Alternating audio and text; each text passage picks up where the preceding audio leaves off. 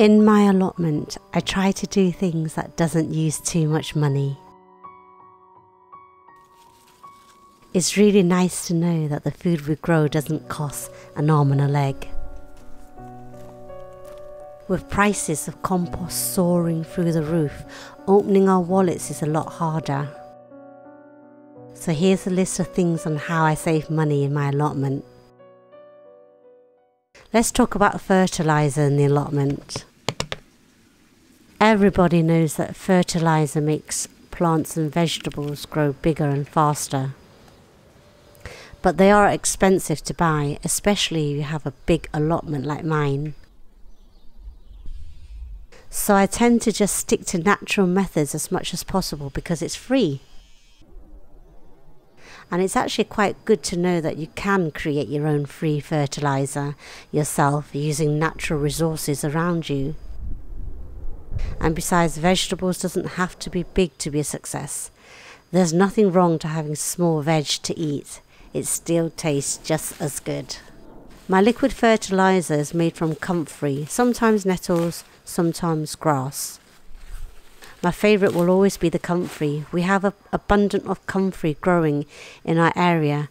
I usually collect the wheelbarrows full each time. I'm always thankful to Mr. Comfrey as I'm regularly chopping him down.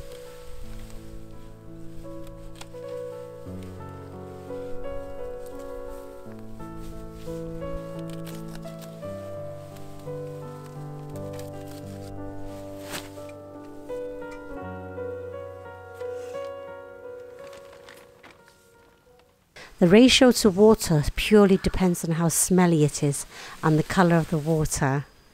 The more it smells, the more I dilute it. The darker the water, the more I dilute it. There's no wrong or right way. The plants will just love the extra boost of nutrients you give it. The secret is to keep topping up the water and adding comfrey, grass or nettle in the container throughout the year. You will have endless supply of liquid fertiliser that is packed with goodness. I usually feed this to all my vegetables and garden plants once a week on a Monday. I have 3 large containers dotted around my allotment for my supply. It's nice to not need to walk too far for a liquid feed station. And the beauty of this method is you make 3 loads of feed and not need to wait too long for each fermentation because every bucket will be nice and concentrated.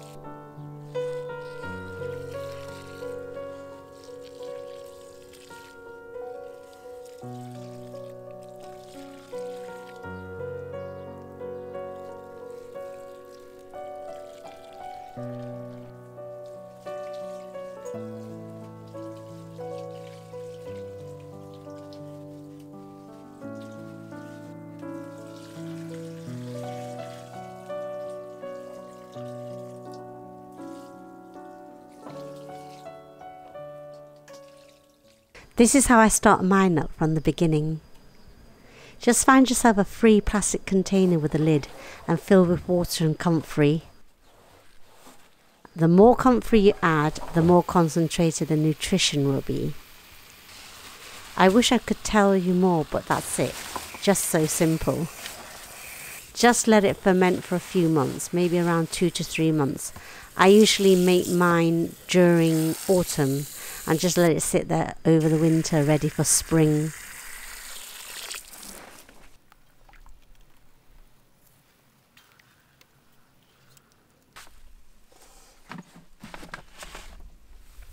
You can even make a concentrated liquid feed for your houseplants.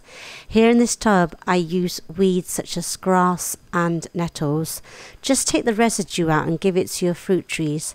They will love the extra boost of nutrients given.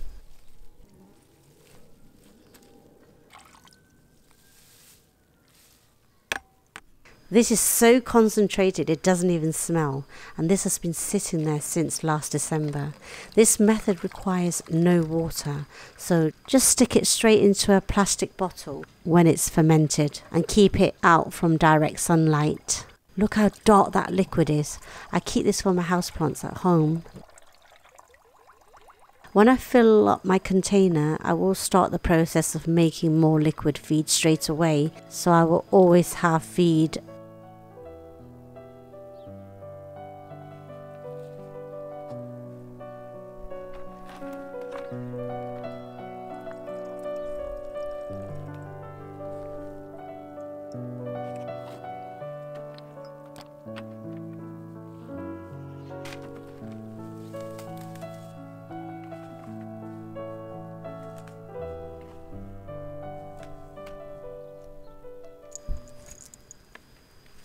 The next bucket will be purely made out of stinging nettles.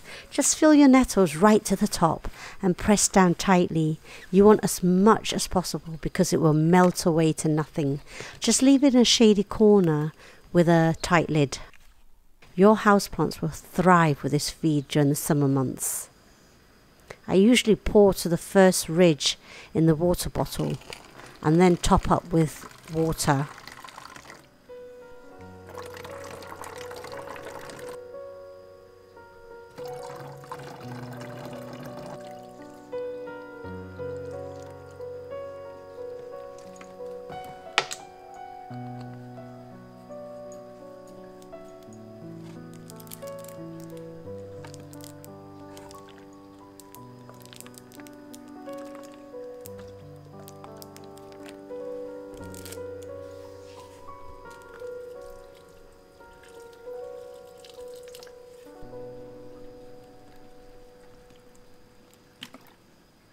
The next type of fertilizer I use for my vegetables only is my own urine. The ratio is 30% urine to 70% water.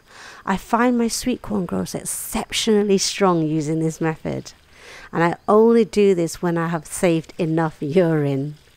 Another saving money tip for your allotment is making your own free compost, and this has to be on your list. I just wish the process to be a lot faster. It's nice to have a supply just sitting there waiting whenever you need it. I do try my best to get the ratio right, but if there are too many weeds, it goes out the window. I have put too much branches in this batch, and now it's taking forever to break down. Sometimes I just sieve it, but if I'm not bothered, everything just goes in my ground and pots. But I do love it when it comes out fluffy. There's something fascinating about composting. We just don't see how hard the earthworms and organisms has worked. Just truly amazing. In my garden, I also like to make my own compost. Just by drilling holes in an unwanted bin, you can utilize and create something useful in the garden. Drilling holes will enable the worms to crawl up the bin and help you decompose everything. My garden is just full of concrete and paving slabs. It's incredible to know that the worms somehow can still get in there. When they know, they know. I don't have another bin to catch the worm liquid, so I'm not going to do that process. You can literally throw all your weeds and kitchen vegetable scraps and paper and cardboard. Look at this huge bin which I made 4 months ago. I just literally filled it up with kitchen scraps and cardboard. The worm activity in here is crazy. There's so many worms in here. Bear in mind, I did not add any worms to this bin manually. They all climbed into the bin by themselves. No joke. There's lots of free resources around your local borough. There's manure for free from the horse stables. There's free autumn leaves on the streets. Everything around us can be recycled into compost. To save money, I also save my seeds. You got to make it a habit to save the seeds you want to grow again by allowing 1 or 2 plants to go into seeds. That's all you need. Just store them in a paper bag or jar once seeds have dried properly. Another way to save in your allotment is to grow more perennial vegetables and flowers. Here are a few perennials that you should all try. The leaves and berries are edible on this wolfberry. Yacon is such a delight to grow. Everything is edible on these plants. Chow chow gives lovely sweet veg on a vine. Everything is edible from roots to vine to fruit. And everyone needs a rhubarb in the allotment. Edible elephant ears produce a lovely stem to eat, and it makes such an attractive plant in the garden. Goji berry is my top superfood to grow. The berries are so sweet. It's a must try. Ochre's leaves are great in salads, and the tubers are delicious. Grow some perennial flowers that come back year after year. It beautifies your allotment without the effort. I hope you all feel inspired to become self-sufficient in your gardens. Thanks for watching. I hope you enjoyed watching this video. I'll catch you in the next one.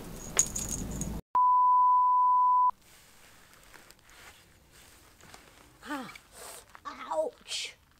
Oh, damn you.